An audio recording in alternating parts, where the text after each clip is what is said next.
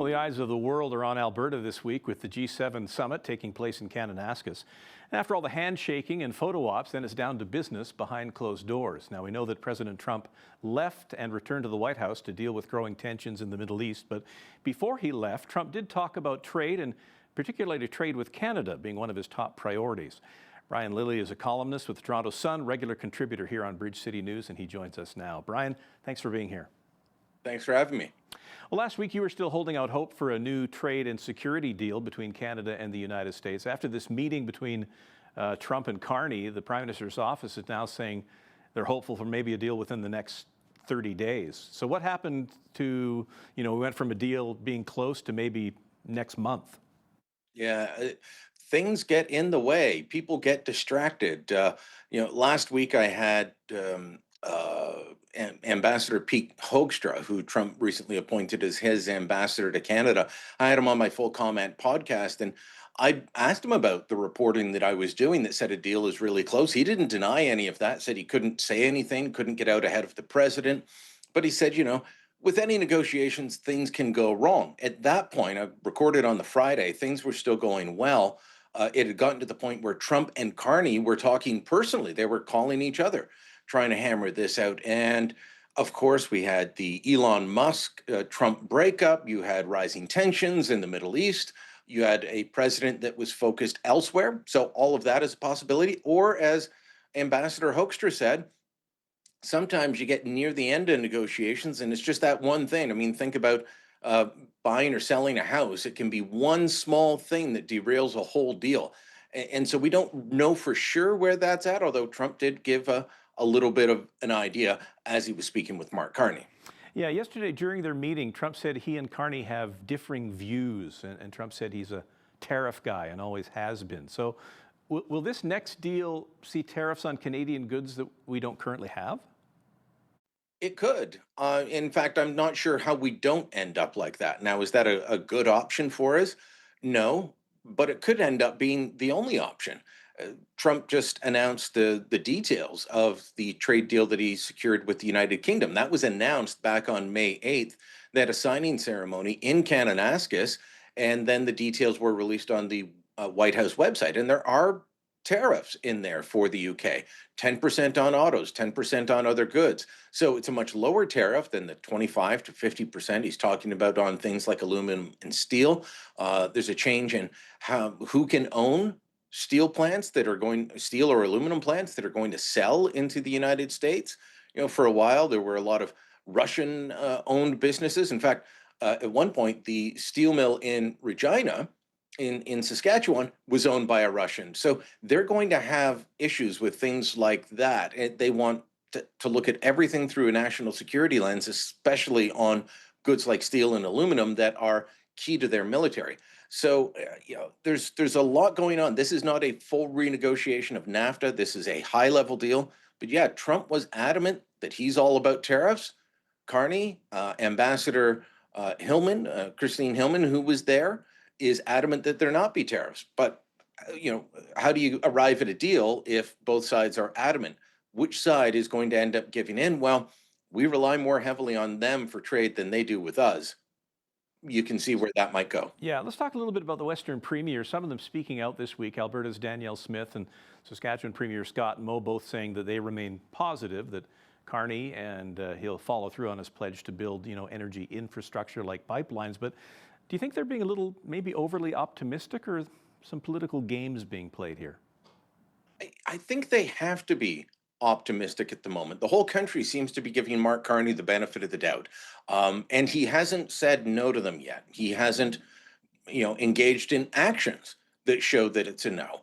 And so I think both of them are looking at the situation and saying, okay, well, let's play ball for now. We're getting good words. We're getting promises of good actions in the future.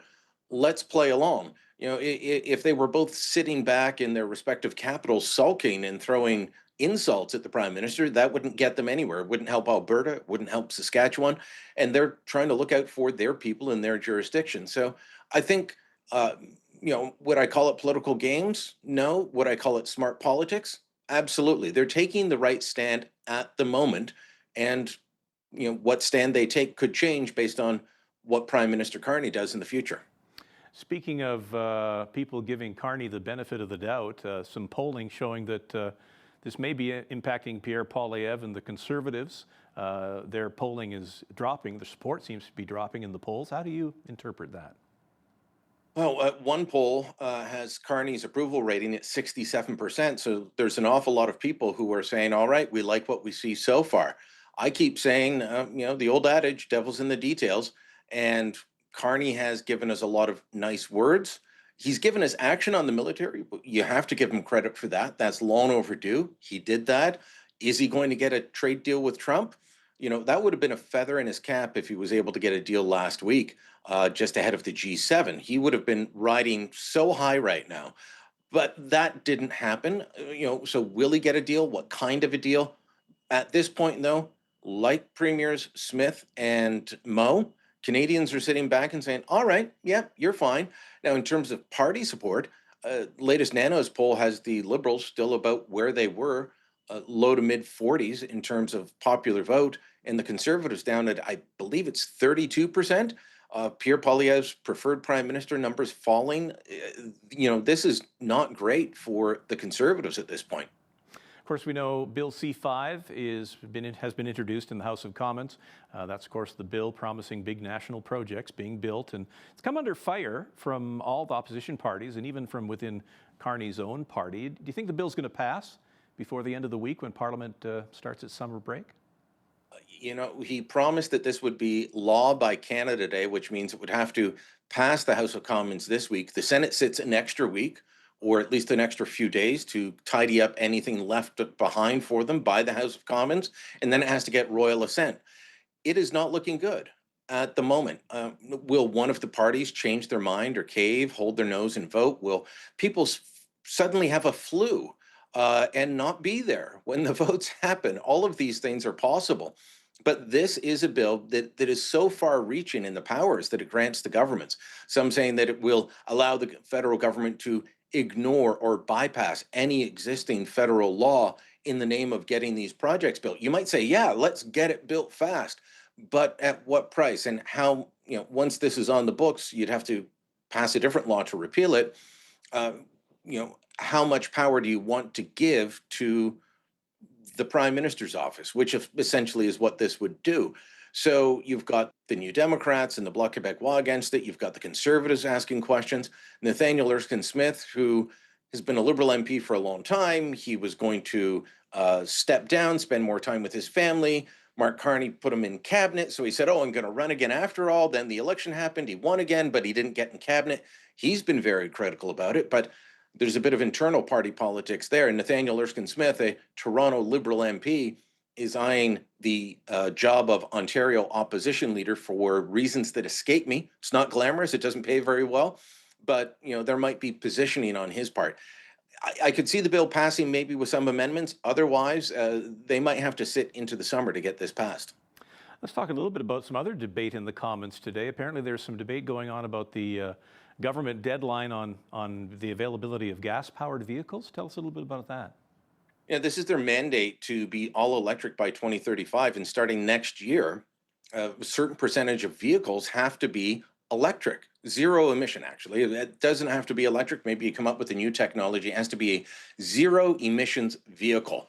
And the industry has been saying for a long time, even before Donald Trump was elected and got rid of a similar mandate in the United States, that this was not achievable, that this would put too much strain, that the public is not ready to go to a complete fleet of zero emission vehicles. And they've been pushing for a change. The industry hasn't said you've got to get rid of this completely, but they have said you've got to at least delay it because we won't make it otherwise. The Conservatives, they want this scrapped. They promised that they would allow you to buy whatever kind of vehicle you want. Trump got rid of this in the United States. That takes away a lot of the reason for industry to invest in this technology, to push it the way that the current Canadian federal law would allow.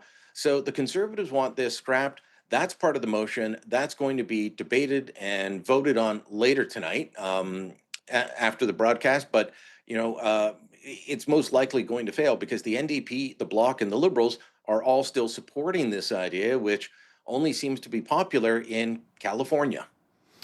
Today is also the first day that Damien Couric, the Conservative MP who represents Battle River Crowfoot, can resign in favor of Pierre Poilievre running in that seat. Why did it take so long? When do you think maybe we could see the by-election there? So it's just following all the different rules, how many sitting days he had to be there, how many days after the writs were returned could this happen? All of these little intricacies that are part of the law. So he can now resign his seat. Will he do it today or later in the week? Not sure. The prime minister could call a by-election, I believe, as early as this Sunday, if not within the coming weeks. They are most likely called on a Sunday, and then the by-election would most likely happen. I believe timeline we're looking at is actually you must have to wait a little bit because the timeline I heard was early August by-election. If you called it this weekend, that would put it into late July. So it'll be this summer at some point, and Prime Minister Carney has said he won't be playing any games, but there are just a lot of little rules and regulations that govern all of this, and that's why it didn't happen, right away. It didn't happen before he came and took his seat. If you remember, there's a guy who was appointed to Trump's cabinet for half a second named Matt Gaetz. He was a congressman from Florida. He resigned his seat before the House of Representatives even came back from the election because their rules are different. This is just a case of following the rules. Always the red tape. Brian, good to have you with us. Appreciate your time. Thanks today. Thank you. Brian Lilley is a columnist with the Toronto Sun, regular contributor here on Bridge City News.